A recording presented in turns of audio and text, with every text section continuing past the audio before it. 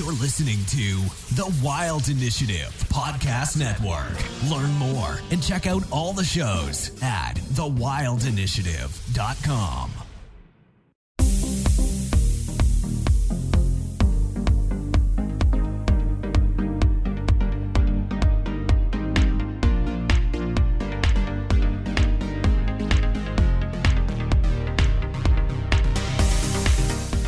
You're listening to the Fish Untamed podcast, where we talk all things fishing, conservation, and the outdoors. Today on the show, I'm joined by Jake Roy, fishing guide at Wilderness Place Lodge.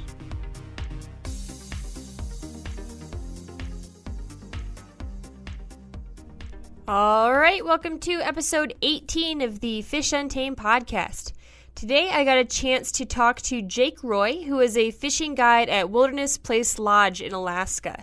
I actually initially got connected with Jake through Reddit and asked him if it'd be okay for me to pick his brain about how to do a do-it-yourself trip up to Alaska, since that's definitely something that's on my bucket list and I'm sure is on the bucket list of a lot of people. And I particularly wanted to talk about doing a DIY trip to Alaska because I think that Alaska is one of the few places that seems pretty exotic to most people in the lower 48, but doesn't break the bank to go and do. We go over everything from when to go, to how to hire a bush plane, to escape the crowds a bit, to how to actually get your fish packaged and shipped back home. It was just packed full of good nuggets about how to plan your own trip up there. So without further ado, here is my chat with Jake Roy. All right, cool. Well, do you just want to start by telling me about your fishing background and then maybe a little bit about guiding up in Alaska? Yeah, absolutely. So I actually have a little bit of a different story starting fishing. I haven't really fished my whole life like a lot of people have. I started when I was 18 fly fishing, and then just kind of got way too involved, way too like everybody does. It's a pretty addicting sport. For those of us that are really into it, but just kind of took it from there, and then got into guiding. Didn't really want to know what wanted to do with my life, so I figured I'd go to Alaska while I could, and here I am. So. Fair enough. So, did you start off fly fishing, or did you pick up gear fishing first and then switch over? So I was lucky enough. My family had a little cottage on a lake when I was growing up, so I had always kind of just tossed, little swim baits and stuff like that, like once a summer for bass. Mm-hmm. But I was never really into it. And then I just kind of picked up a fly rod because I thought it looked cool, and that's what I ended up doing, sticking with it. And now I probably won't ever fish anything else. So what got you up to Alaska to guide? Did you guide anywhere else first, or like what triggered that application process, I guess? I mean, like I said, I just kind of didn't really want to know what I was doing with my life for a while. And then, I kind of got sick of sitting behind a desk, and Alaska's kind of the path to get into the industry for guiding, at least for first-time guides. And I had never really guided around here. I mean, kind of like everybody, you show some friends around or whatever, you introduce a few people to it, and then I actually got certified as a casting instructor last year, so that definitely helps in doing that kind of stuff. Just kind of gets you into the industry, gets your foot in. I started going to trade shows and just talking to people, and I applied and got a job up there, and I've been going there ever since. So you're not up there year round then? No. Okay. I am there seasonally in the summer for our summer season. So in the winter, I am, I'm back on the East Coast for right now. In the future, next winter, I'll be hopefully either in South America guiding or on the Olympic Peninsula guiding for winter steelhead. So. Oh, that'd be a pretty nice setup. That would be nice. That's the ultimate goal, but we'll see what happens. So what do you do the rest of the year right now? Right now, the rest of the year, I just work, in an office job, and okay. They allow me to take the summer off basically and and That's a nice perk. go and guide. Yeah, it's pretty good, having that opportunity. And it's definitely cool to have an understanding employer that lets me do that. And then, eventually I'll be guiding full time, so that'll be nice. But Awesome. Where in Alaska do you guide? so I'm actually not in Bristol Bay like a lot of people are. I'm in an area called the Matanuska-Susitna Valley on a little river called Lake Creek. It's about 75 air miles northwest of Anchorage, right on the southwest edge of Denali National Park. Okay. Is the fishing similar to what people would encounter in somewhere like Bristol Bay, like somewhere that people are a little more familiar with? Yeah, absolutely. Yeah, so we got all 5 species: Pacific salmon, rainbow trout, grayling, and every now and then we'll encounter a dolly varden or an Arctic char, but they're not as abundant as they would be in Bristol Bay in that drainage. And then we also have there's a little chain of lakes upriver from us where we fish for pike. So Oh, cool. yeah, so we've got quite the variety there, and we're a tributary of the Yentna River, which is a big river, and that's even a bigger tributary of the Susitna River. So we're on that drainage. Okay. And that's, like I said, it's about an hour bush flight from Anchorage. So traveling there, you would fly into Anchorage, hop on our charter, and then float plane right out to our lodge. So Okay. So like what's a typical day for you, or like a typical trip, I guess, even if it's multiple days then that too. But what's a typical trip like if someone wants to come up and take a trip out with you guys? it's usually they fly in, we'll get them unpacked, get them off the boat. So typically on our like pickup drop off days, the flight is at 11. So they'll come in at 11. We'll bring them back to the lodge. They'll get settled or whatever, eat. It's a full service lodge, which is pretty nice. So we don't have to handle any of that as guides. Some places are, most places in Alaska actually will have like food and stuff, and in their standing cabin. So that's nice. And then they'll eat lunch. Basically, we just, kind of sit down and talk to them, set up a fishing regimen, and we go out and fish. It's pretty straightforward. We have 40 horse jet boats that we just run up the river, and Okay. we have access to the lower 10 miles of the tributary. And then we actually do overnight raft trips for those that are a little more adventurous, from the headwaters, which are in a place called Lake Shalatna. And those are 6 days, typically 67 miles afloat. So it's, 8 to 10 hours a day of pretty hardcore floating. It's pretty cool. But Oh, nice. And so it sounds like people aren't generally coming in for just like a day. They stay there with you guys at the lodge. I would say it's probably 60-40 people that stay multiple days. The average, I would say, is 2 to 4 days, anywhere from there. And then we'll have I probably had 5 people that were there for day fishing, that would either fly in from Anchorage, or they would take a day to fish if they didn't know what else to do while they were in Alaska. Because not everybody is in Alaska to fish, which is Right. Or their families aren't. Right, exactly. So, we get a lot of, we would get, I probably this season I had 3 people, I think, husbands where they were there, and they brought their families along, and the husband, they had like a day off from a cruise or something like that, where they decided to fly out. So there's a couple people like that, and which is nice for the proximity to Anchorage and relativity to most places in Alaska, because nowhere is close in Alaska. So Right. So what do the families usually do while they're there if their spouse is fishing? A lot of them will actually come fish with us. Okay. But we have a main lodge, and there's plenty of stuff to do there. We actually have very limited Wi-Fi when the generator's running, so they can do that. But yeah, mostly they'll fish. I mean, there's a pretty good hiking trail.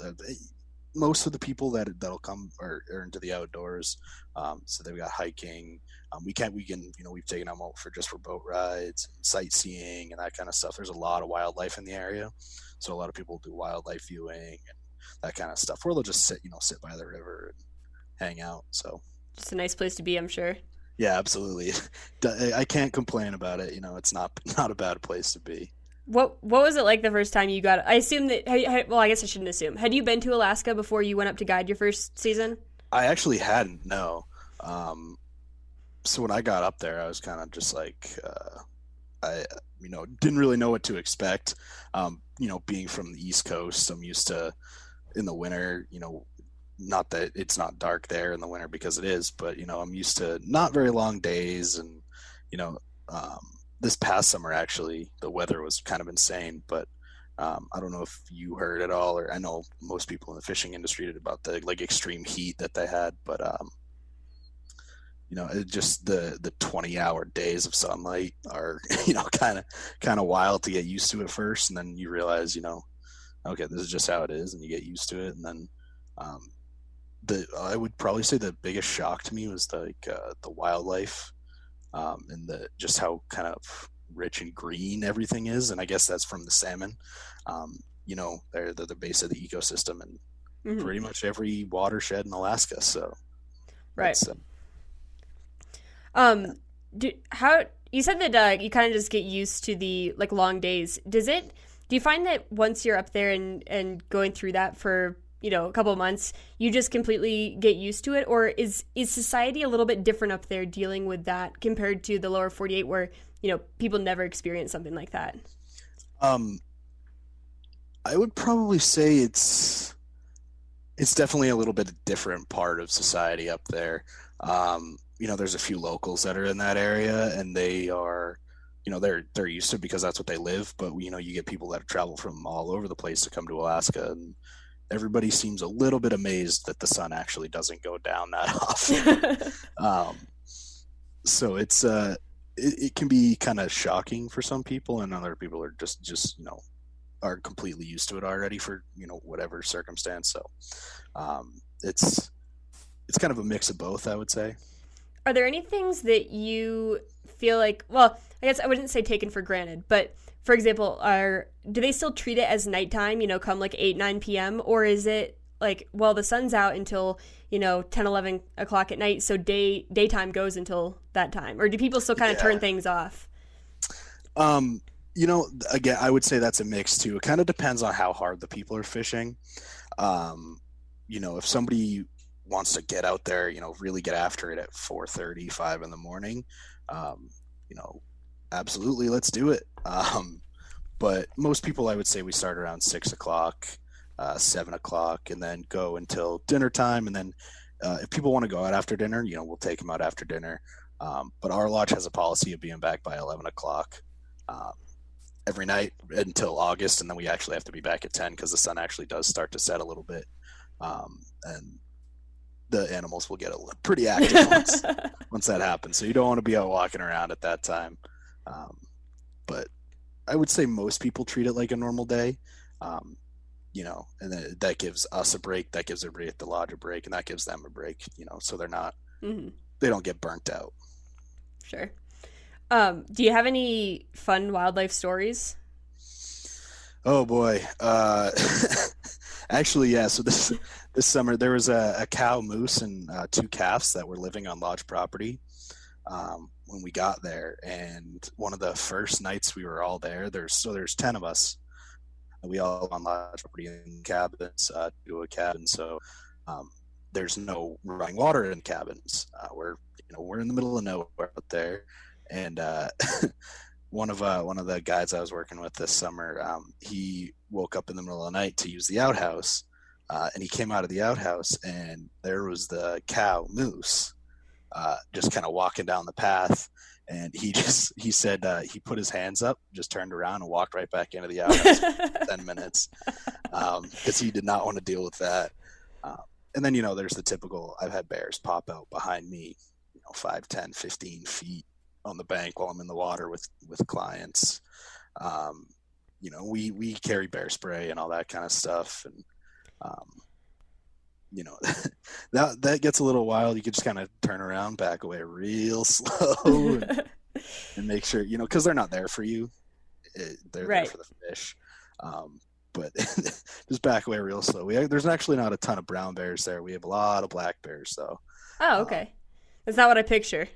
Yeah, everybody thinks huge grizzlies when they hear Alaska, but actually back in 2013, the valley was getting overpopulated with brown bears, so Fish and Game had a bounty on them, so they were kind of hunted down to where they're not super around the populated areas anymore.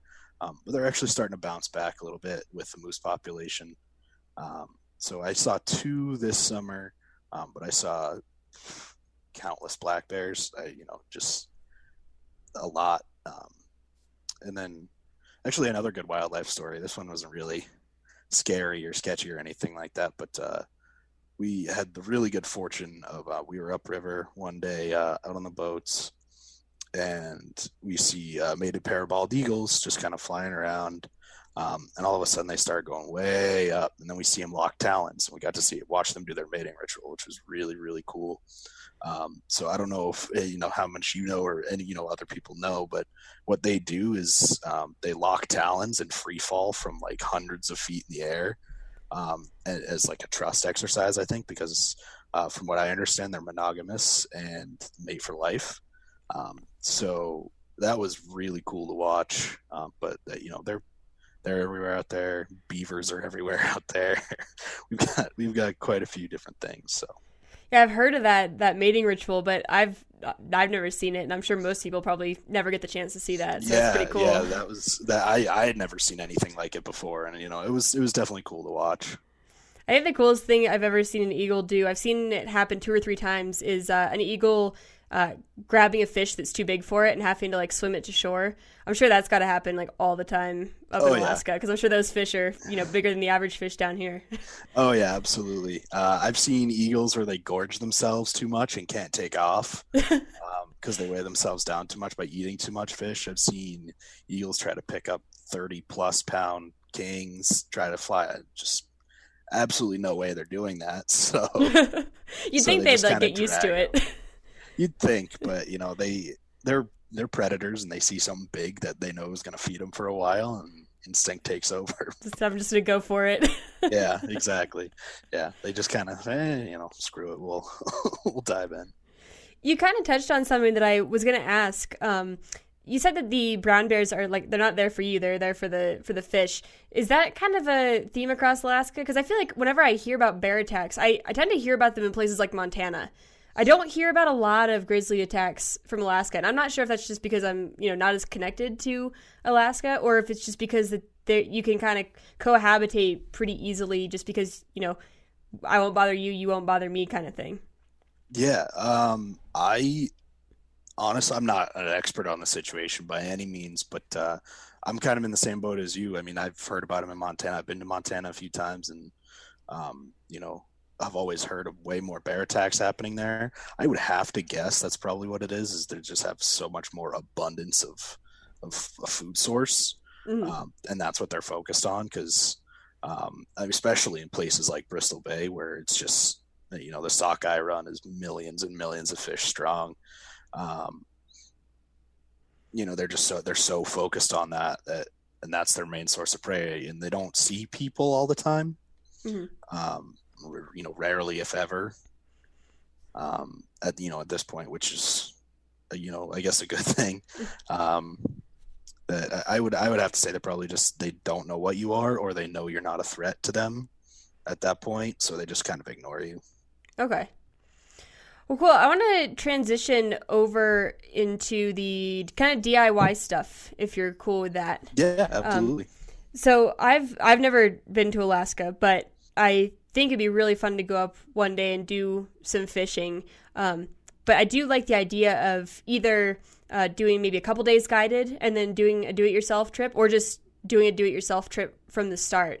And I think this is one of those subjects where I may not even know what I don't know.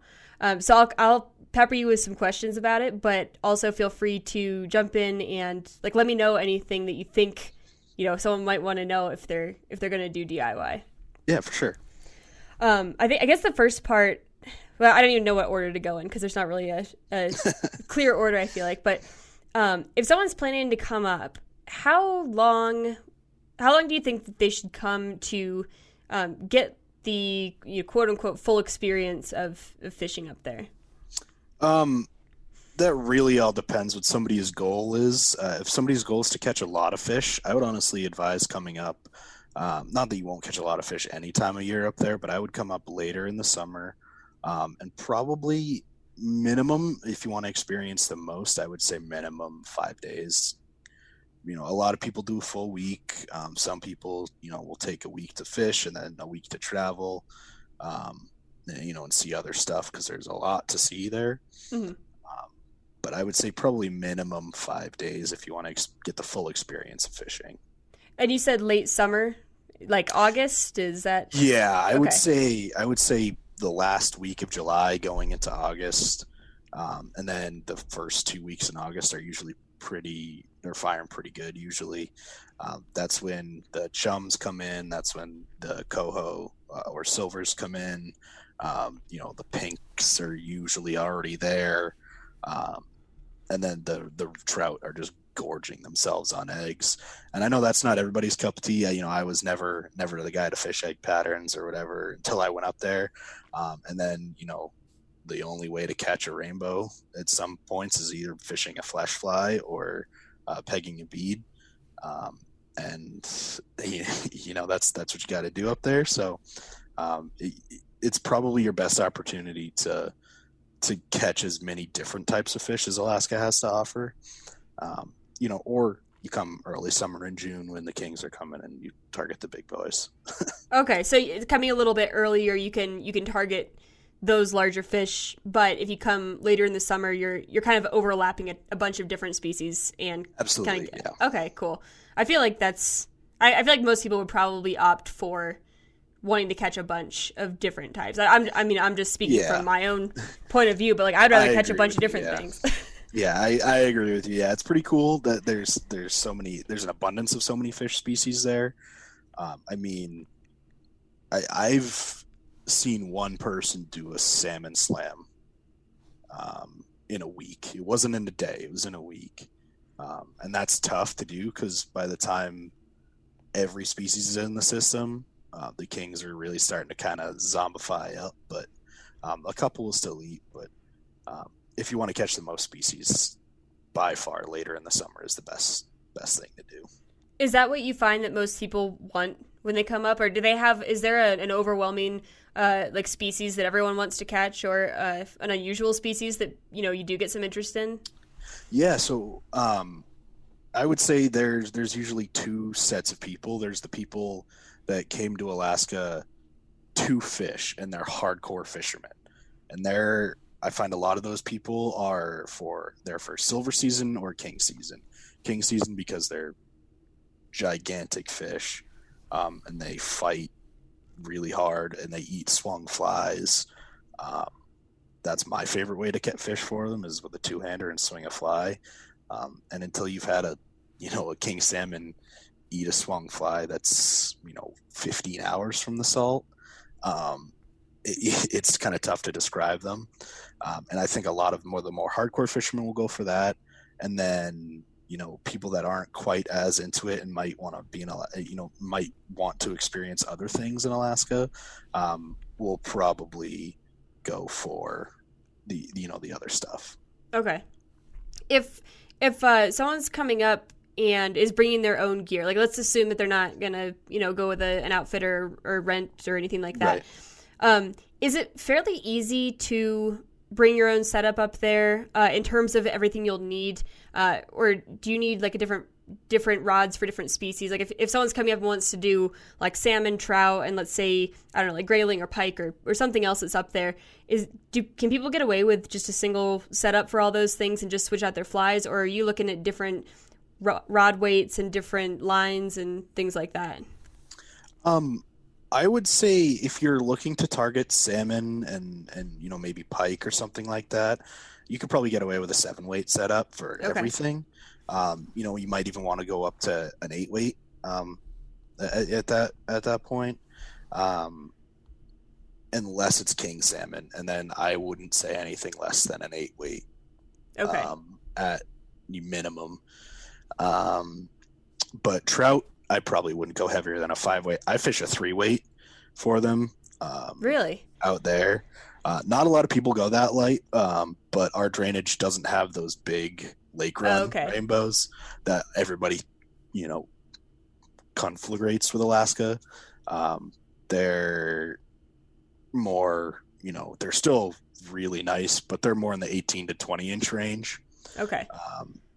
But they're still eating streamers and all that kind of stuff. So I usually go for a 3-weight or a 4-weight, especially early season when you're kind of drift smelt patterns right near the surface, and that's my favorite way to fish for them. But if I had to go with one rod for Alaska, I'd probably say a 7 or an 8-weight.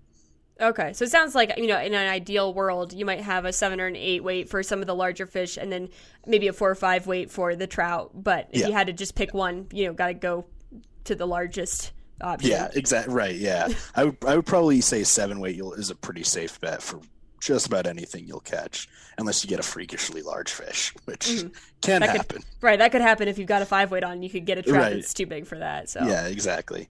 Yeah, I know some of the guys in Bristol Bay fish for the trout with 7-weights, and they're needed. Well, that's not a bad problem to have. No, it is not. What other species are right around where you are, or in all of Alaska? Like, if someone's coming to Alaska, what all species do you think they could check off their list? Oh man, there's a lot. So you've got all 5 species of Pacific salmon. If you go down to the Aleutians, which is really actually hard to get to because they're islands, they're not connected to Alaska by the Alaskan Highway. You can catch sea run cuts, you can catch steelhead, you can catch these weird fish. They're called she-fish. I don't know if you've ever heard of them. No. A lot of people, they're in the farther north parts of Alaska. People call them freshwater tarpon. They're basically just overgrown minnows that are anadromous. And they'll go back and forth from the ocean to the rivers, and people catch these huge she-fish, like double-digit pounds often. And nobody has ever heard of them. They're really weird looking. They're just like giant minnows. But that's a fish that not a lot of people know about that I think is pretty underrated as far as Alaska goes. And then you've got the Arctic char, the dollies, the rainbows. There's the pike, the grayling. There's a whole lot to target out here. Do you have walleyes that far north? You know what? I don't think so. I personally don't know if they're anywhere in Alaska. In the drainage I guide on, we do not have walleye. The pike we have were introduced illegally in probably 50 or 60 years ago, and they were super successful. So we actually are required by Fish and Game to kill them if we catch them, because they're an invasive species. So I don't believe there's walleye, but I could be wrong. That's just one of those fish that I think of as being, in the lower 48, I think of it as being a northern fish, like Minnesota, Wisconsin, that kind of area. But it seems like there's like a band that goes across the U.S. or North America, where they're not farther south or farther north than that. But I mean, maybe they are, and they're just not where you are. But I'm just wondering, because I associate them with being up north, but I never associate them with Alaska, and I just wasn't sure if maybe you guys had them up there. I'm sure they're in here. I know lakes in the Yukon have them, in northern Manitoba. Like there's a Great Slave Lake has huge walleye that I know people troll for and stuff like that, and that's about the same latitude. So maybe we do. I just haven't heard of them. I'll be honest, I've never fished for walleye, so I'm not super into it. So I wouldn't know. So if someone's coming up, is there a specific area? Like, I know Bristol Bay is like obviously the place that everyone's heard of. Would you say that if someone's coming up, it's pretty imperative to come to a certain region in Alaska, or is fly fishing kind of, you can go anywhere you want and find something to catch? I think you can fly fish pretty much anywhere you want in Alaska, and you'll find something. There's always going to be spots that are more conducive to gear fishing. There's always going to be spots that are more conducive to fly fishing. I think as a general statement, anywhere in Alaska you'll be able to go. You'll be able to catch something with a fly rod, though. I mean, Bristol Bay is obviously the number one place, but there's a lot of other places that are pretty, I don't want to say underrated in Alaska, but not nearly as well known, just because of, the fame that Bristol Bay has for being the largest wild salmon run on the planet, and, all the 30-inch plus chrome rainbows that come out of those tributaries. But I mentioned earlier, the Aleutian Islands, they have the strongest coho run in Alaska, and they're huge fish. You can fish the Yukon River for chums, which are actually they're the longest migrating salmon species on the planet. The chum run and on the Yukon River, like I mentioned, those she fish. In northern Alaska, you've got Good News Bay out in the more western part of the state. You've got Yakutat down in the southeast and the Tongass rainforest, and there's a lot of different opportunities for people in Alaska. So you're not kind of pigeonholed into an area with everybody else. Like there's plenty of places to go that aren't what you're going to find if you just do a quick Google search for where to go fish in Alaska. It sounds like. Yeah, absolutely. I mean, if you could drive everywhere in Alaska, which you can't, unfortunately, you could spend the rest of your life there fishing for, whatever you wanted. That's a perfect segue into my next, I guess, set of questions, which is probably the thing that intimidates me the most about, when I think of trying to go to Alaska to do a DIY trip. And that is, when I picture going up there on like a guided trip, I picture float planes and jet boats and things like that. If someone comes up and just lands in Alaska, how do you get from, let's just say like Anchorage, like a major airport, how do you get from there to the spot that you're about to take a cast? I assume you might take a bush plane like to a smaller town, and then can you generally find some places to just go up and start fishing, or do you need to rent a car? Like what's the process of getting from a major hub to a place that you can catch fish? Yeah, so the bush flights are really the main method of travel, of getting places, I should say. There's not a whole lot of road systems in Alaska. There's the major Alaska Highway, that comes up from Washington through Canada, and go through there, and that's the main road system in Alaska. So you can take that from Anchorage, and there is a road system, from Anchorage down to Talkeetna and those areas. And you can get to fishing by renting a car there and, driving. And people do it. And people do it all the time. People drive all the way up north to Fairbanks and go grayling fishing and salmon fishing up in the Arctic. But by and large, it's going to be float planes or bush planes with tundra tires, or you stay in Anchorage and you fish in Anchorage. So it sounds like if you're stuck in a car, you basically either have to go somewhere that you can hop out of the car and fish, or that you could do like a short hike to. Which in Alaska, yes. I'm sure there's probably not a lot of places that are a short hike because it sounds like the roads don't go that many places. Yeah, from my understanding of it, I haven't been super far north, but the highway network is not very strong there. There's the highway, and then obviously it goes off into towns and stuff like that. And I know there are places where the actual highway goes next to rivers where you can like literally pull off on a bridge like you would somewhere in the lower 48 on a popular pool or something like that, Colorado or Montana or wherever. But by and large, you're either hiking or bushwhacking or, floating. A large majority of people float in Alaska. They'll do remote floats or they'll do day floats or that kind of stuff. Now, is that DIY floats, or like how would one access a raft or a boat? I would say most of it's guided with outfitters. I'm sure you can do DIY floats if you have the experience. Obviously, I would never do that alone. I would always have, I would always be prepared for bears and that kind of stuff, and then whatever weather Alaska can throw at you, because it gets crazy. The weather? Yeah, the weather. Be prepared for rain, always. Be prepared for wind. Be prepared for thunderstorms. Be prepared for forest fires. Be prepared for heat, snow. Whatever you can think of happens during the summer in Alaska.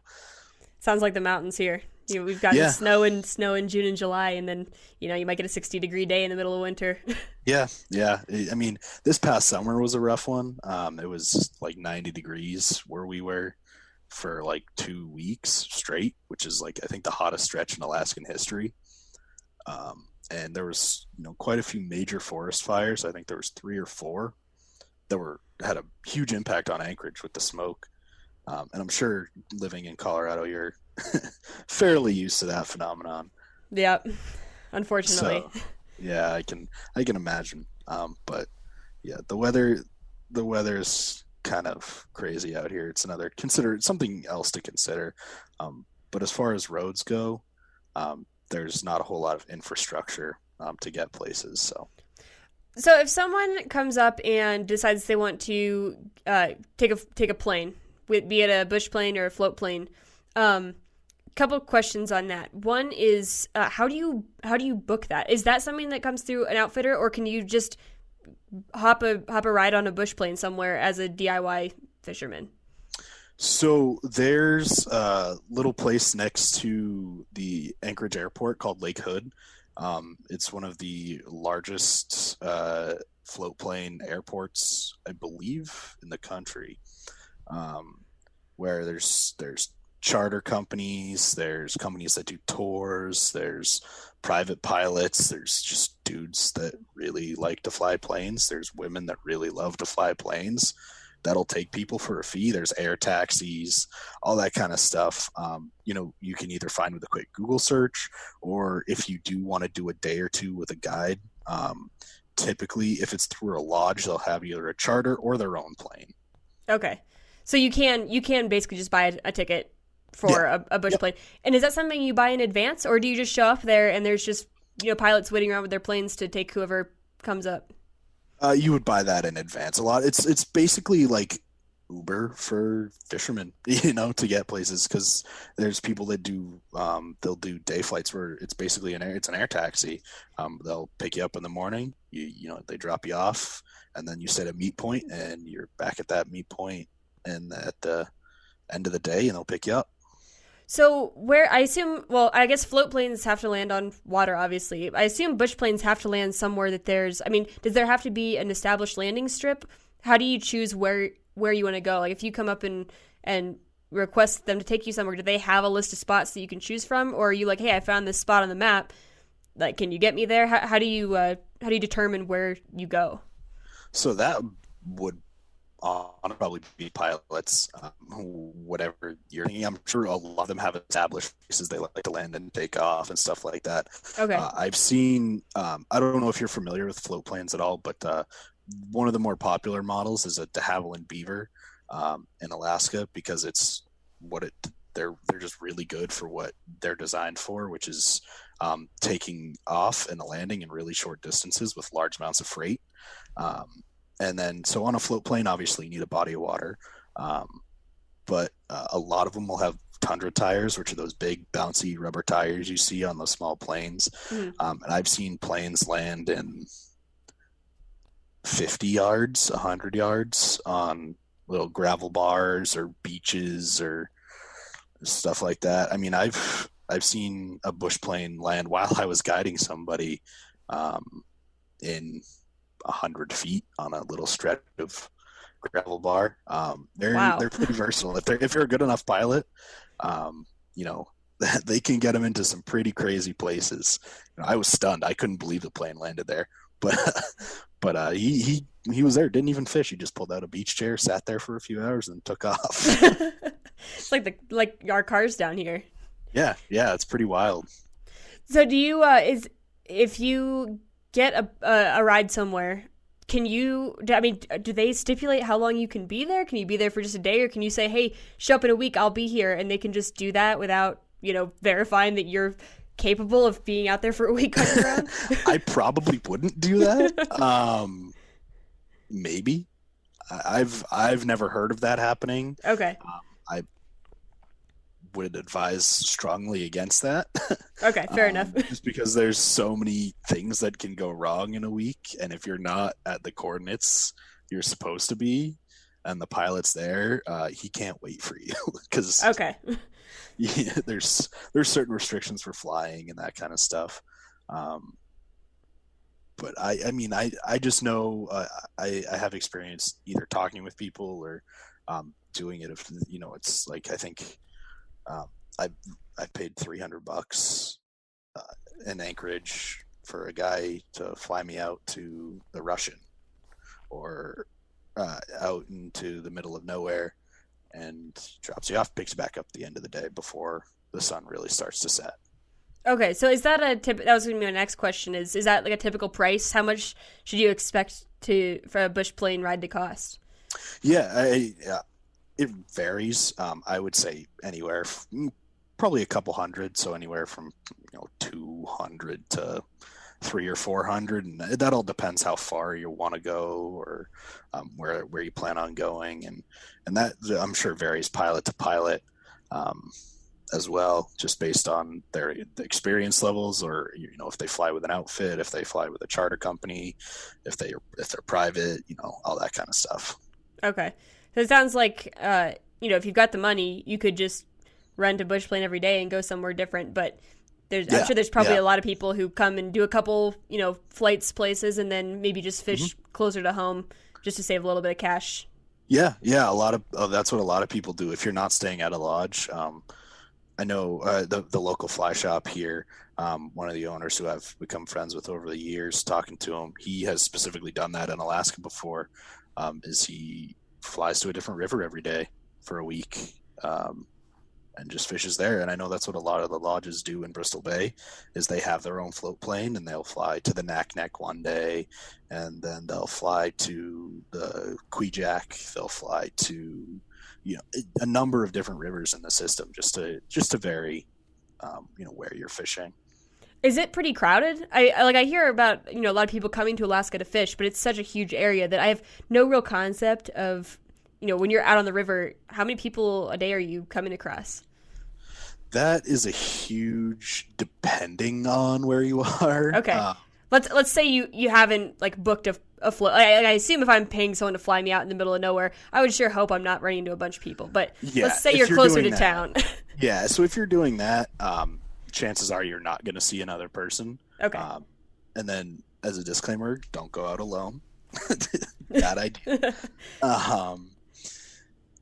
But I would say, don't go to the popular places. The Kenai River during the sockeye run is shoulder to shoulder. Okay. And everybody knows the Kenai because there's huge rainbows. The sockeyes run in there. You could walk across them practically, but it's a lot of people shoulder to shoulder, flossing or snagging, whatever you want to call it, flossing their limit of sockeyes and taking them home.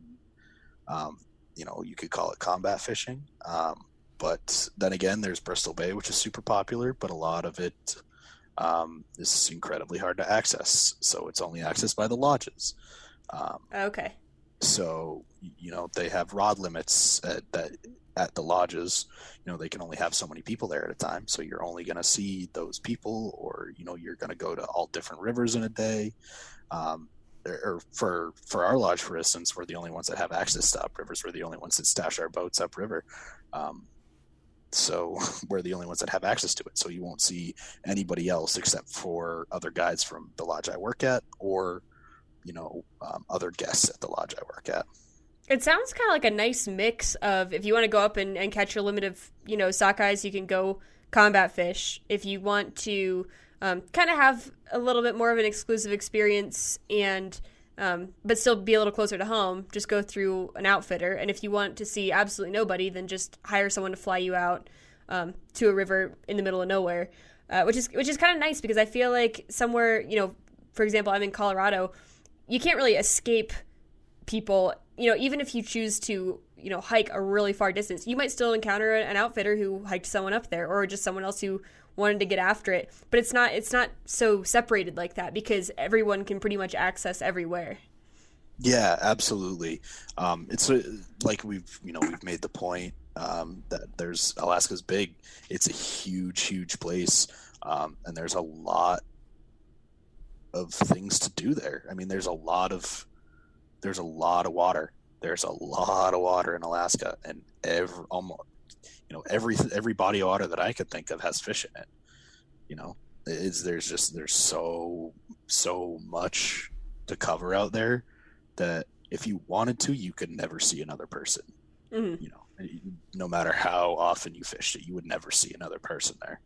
And I'm sure it's not too hard. Like if you do a Google search for where to fish in your area and just don't go to the first couple places they list, I'm sure it's not hard to find places that even if you aren't completely alone, that you're not shoulder to shoulder with people. Yeah, absolutely. It only takes a little bit of effort to find out right. where the crowds are going to be, and then just don't go there. Yeah. That's exactly. I mean, you can say that really about anywhere. Right. I think it especially rings true for Alaska just because of the population density is in like 3 places, and then it's hard to get other places. So if you want to find somewhere where you're alone, you can. If you don't want to do that, and you want to catch your limit of sockeyes real quick, because it's easy to do there, and you want to be around other people, go to the Kenai. There's so much opportunity there for fishing that it's hard to narrow down things to do without having specific people's interests in front of you. Mm-hmm. So if someone wants to come, like let's assume that someone is coming to take some salmon home with them. Do you know what the process is of getting let's say your limit of fish and then actually getting it back to the lower 48? Yeah, so I can only speak specifically for what the process is for the lodge I work through. Sure, we'll use that as an example then. Yeah, so as an example, so what we do, you catch your limit of fish this year, you take home your limit of fish for 3 days. We take them home for you, or we take them back to the lodge for you. Excuse me. We fillet them up, vacuum seal them, freeze them, and then there's a couple options. The lodge that I go through, we have a deal with a meat packing company in Anchorage that will professionally process the meat for you. You can have there's a bunch of options, like you can smoke it, you can cure it, do a bunch of stuff with it, and then they'll ship it for you. The charter company we work with has these fish coolers that you can rent from them to fly home with your fish as luggage, and you can check it, and then there's always the option to ship it. Okay. So it sounds like it'll be a little bit more work if someone's not going through an outfitter and having the benefit of somebody to freeze their fish, vacuum seal it, stuff like that. But yeah, if you're able to just find a service that can freeze it and vacuum seal it for you, then you can just either ship it or fly it home as any other piece of luggage. Yeah, absolutely. And just as a disclaimer, the place that we work through in Anchorage, the professional meat bagging place, does have a weight limit. Okay. So you might run into that issue. So say you only keep 1 or 2 fish that you wanted to take home, or something like that. The weight limit there is 10 pounds of fish, which is, if you fillet, is probably 3 fish. If you're catching bigger fish, I know one person this year that I guided took home 44 pounds. So he was only there for 5 days. So it's not hard to hit that limit. Mm-hmm. And that, again, that's just speaking from what I know about, based on what the lodge I work for does as far as shipping stuff. Is that service the one that will is that a shipping service? Like, I assume that you could bring, if you get a certain luggage allowance on an airplane, you could fill as much of that with fish as you want.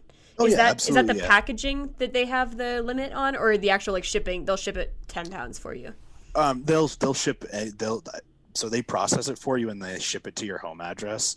It's a 10-pound minimum, I should say. Oh, minimum. Oh, okay. Yeah, okay. Yeah, it's a 10-pound minimum because it's a meat processing plant basically, for fish, and it's quite frankly not worth it to them to process 1 or 2 fish from No, one that person. makes so much more sense, because I was like, that just seems really low. Like, I feel like people got to be bringing back, way more than 10 pounds when they go. Oh yeah. Like I was saying, I mean, I had a guy bring home 44 pounds. A lot of people bring home 20 plus pounds of fish. Okay. For a multi-day stay. Which are the preferred salmon to bring home? I hear bad things about things like chum salmon. I don't know if that's a myth, or if there's actually some that are way better than others. There are. So a lot of people tell you that king or chinook is their favorite. Personally, I'm a big sockeye fan. Okay. They have a more oily, delicate flesh than a king. And those are the big red fish, for people that don't know what a sockeye is, the famous salmon that are really bright red when they get all colored up for their spawn. And then followed closely in second place for me would be coho or silver salmon. Okay. They have really bright orange flesh, and it's really tasty if you eat it fresh. Chum is good if you catch it really, really fresh, like really chrome, or already in the ocean. If there is any color to a chum at all, I would personally not keep it. Their flesh just gets really mushy. It's not that it tastes bad, it's just a very off-putting texture. Okay. Yeah, I've heard that they're not great, but I've never heard what makes them not great. Yeah, it's just they change really fast when they come into fresh water. Okay. And within just a couple days, they go from chrome to that classic green goblin looking chum with the purple bars on it. Those are not something you want to take home to the family to feed them. They don't look particularly appetizing. I mean, no, they don't. But I have also heard that they're really good smoked. So it's all taste and preference. And personally, I don't like pink salmon. Okay. Which they taste kind of like nothing. So good or bad, depending on whether you actually like salmon. Right. Yeah, that's basically what it comes down to. And I know, and again, the fresher the fish is, the better it's going to taste in all 5 species. Of course, yeah. And when I say fresher, the closer they are to the ocean, or the less time they've spent in fresh water, the better they're going to taste. Right. I feel like that seems to be the case kind of across the board with fish. Like, I mean, they're coming up to die. They can't be getting better. Right. Yeah, that's a very good point. So what is the licensing system like in Alaska? Both the cost of a license and like what options there are in terms of time periods to buy a license. So you can get, I believe they sell daily licenses, they sell lifetime licenses, they sell annual ones. Annual, I believe, for out of state is $100. Oh, that's not bad at all. No, it's not. It's not bad. But like a king salmon stamp is $150. Oh, okay. So tell me about the stamp system then. So the stamp system is for kings in my drainage, because this year actually the fishery was closed down. We weren't allowed to target them. Neither was commercial fishing. Neither was subsistence fishing. So for the first time in that drainage, everybody was shut down, not just either sport fishing or subsistence or commercial. They're having a fairly rough time, the kings.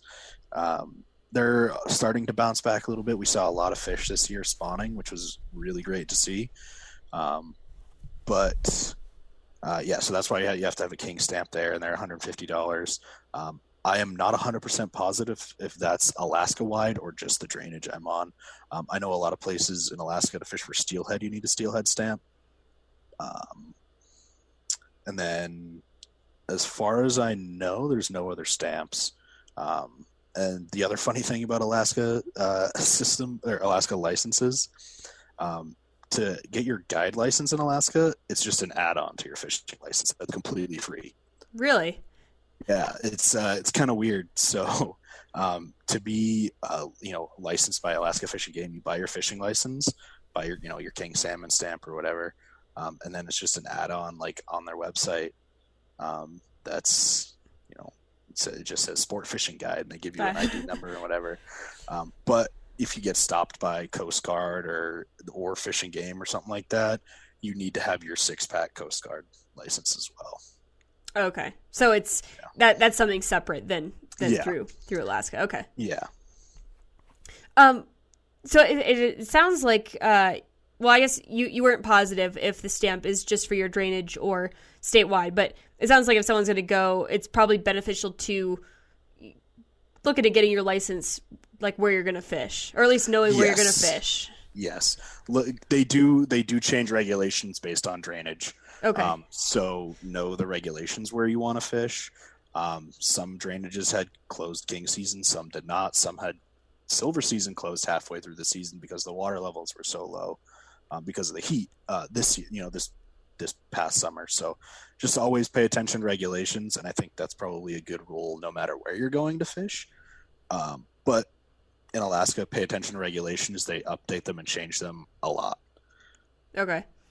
Do you know why the kings were particularly affected versus the other 4 species? They're just a very cyclical fish, and they're the most sought after. The commercial fisheries, it's just not sustainable to have commercial fisheries, to have sport fisheries and sustenance fisheries all targeting the same run of 20,000 fish. We didn't hit escapement for 3 years in a row. So they shut it down in January this year before the season. And, it's just, they're very cyclical, but they're coming back up. I've been told stories of before I was there in 2011, 2012, that those are the best king years they had ever had. So we'll see. We'll see as time passes what actually happens, but that's what I know about it. I'm no biologist, so can't tell you exactly what's going on. But from what I see, it's just loss of habitat, changing in the river conditions, and straight up overfishing. Mm-hmm. I'm surprised that I'm not surprised because I don't know, the specific situation that's going on right now, but I'm shocked that even subsistence fishing is taken down. I picture that as being the one thing that's usually still open places, Yeah, that was very surprising when I heard that. Even commercial fisheries, and there's a whole lot of politics that go into. Oh, I'm sure. into that, which I won't get into. But I mean, I'm surprised that even because they have lobbies and all that kind of stuff that where the commercial fisheries,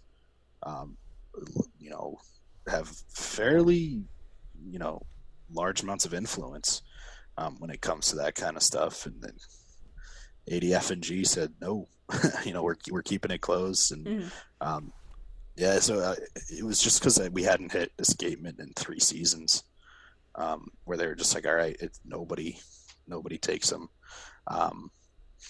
And I think it's because there's not like an active Native Alaskan tribe in the valley.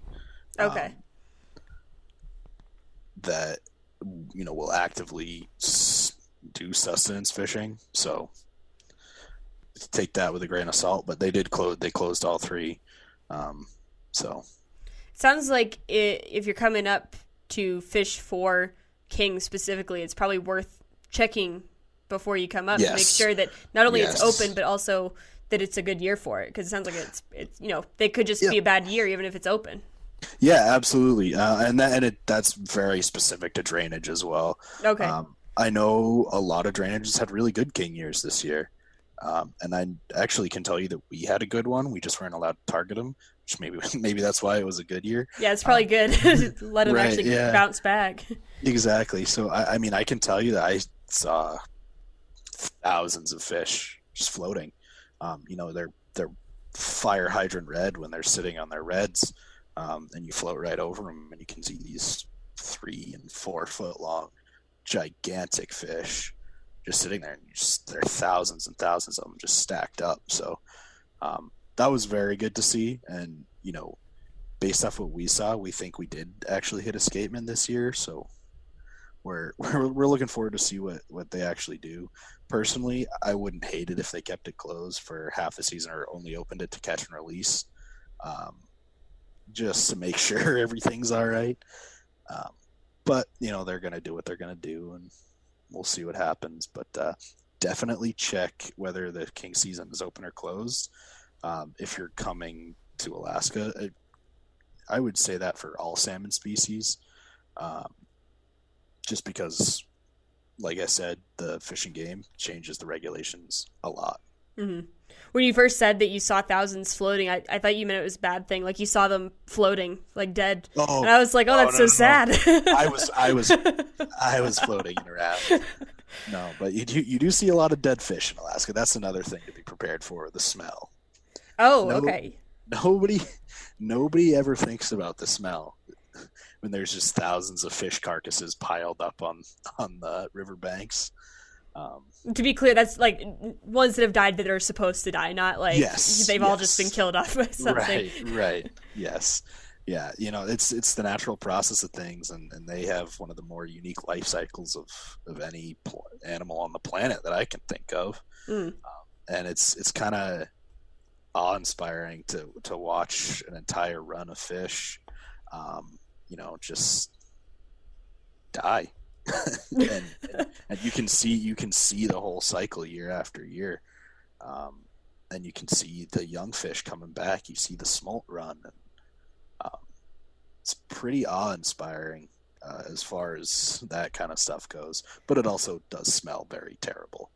Yeah, it's probably like on one hand, you're happy to see, so many fish coming back up and knowing that those carcasses are all going to go, back into the cycle and everything. But at the same time, you're looking at it and it probably doesn't look that pretty at the time. Oh, no, they're all white and patchy and zombified. And just,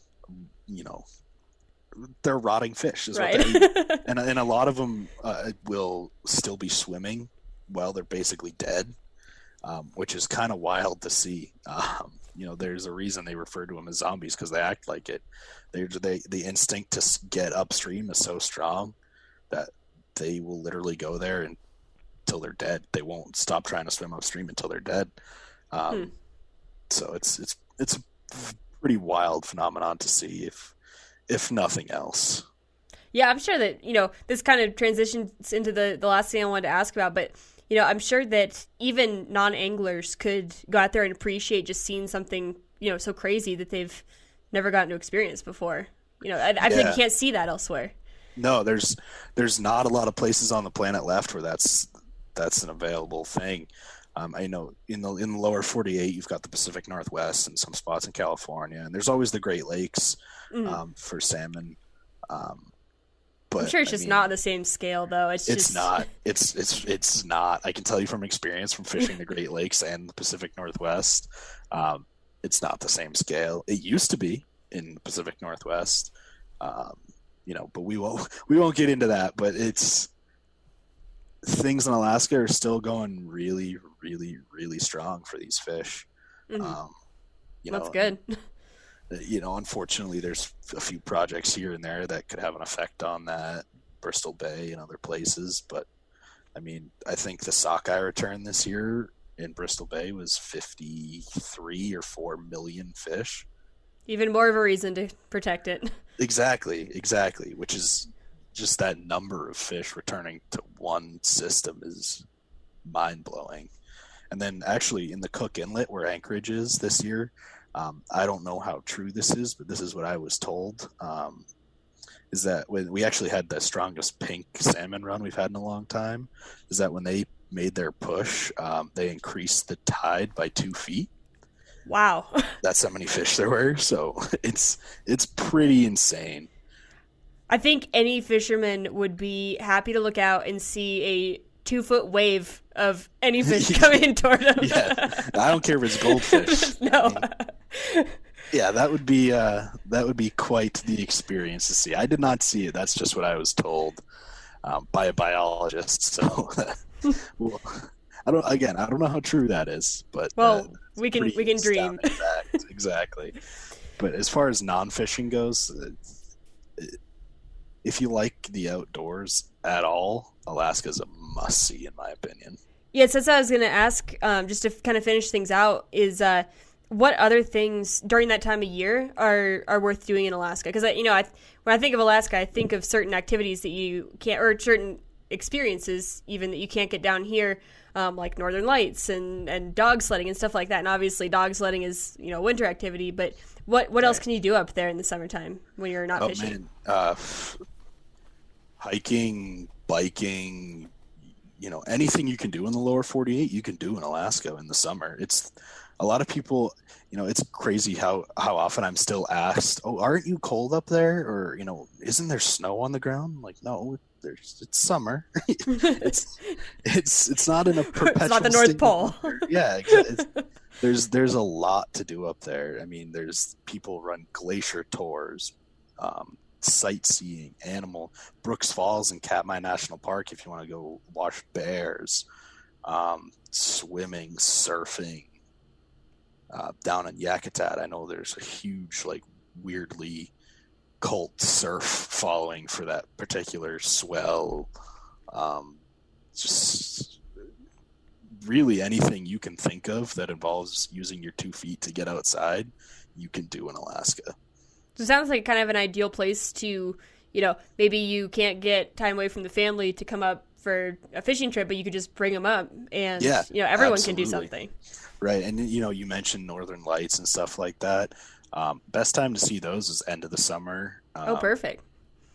It's tough. You need a clear night. And then they don't really go strong until September-ish. Okay. And even then they're typically farther north.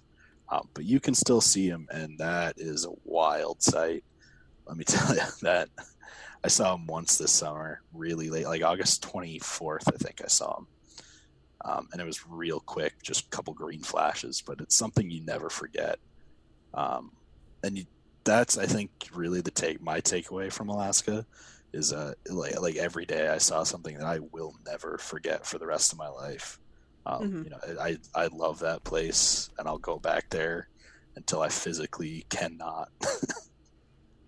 I feel like this conversation makes Alaska feel a lot less daunting. Like, I think the biggest hurdle, and I think I mentioned it before, but just not knowing how to get somewhere, just because I think a lot of people come up and do get a guided trip, and not to take away from booking a guided trip if that's what you're looking for, but I know there's probably a lot of people who want to come up and just do it DIY like they do any other trip. And it sounds like it's not actually that difficult to pull off. For the cost of a plane flight up there, maybe one to several bush plane flights out to places, and the cost of a license, and then just shipping your fish back, it sounds like that's essentially all you have to pay for. Yeah, it's very doable for DIY, and a lot of people don't think that. And in the summer, Alaska has more national park land than any other state, So, I mean, you can go to Katmai, you can go to Kodiak, you can go to the Tongass National Rainforest. You can go to the Arctic, fish for grayling. I mean, you can go to Gates of the Arctic National Park, where there's one road in, and fish for grayling. It's pretty insane how much DIY there actually is out there. When all you see all over Instagram is people in front of float planes with their guides on jet boats. Mm-hmm.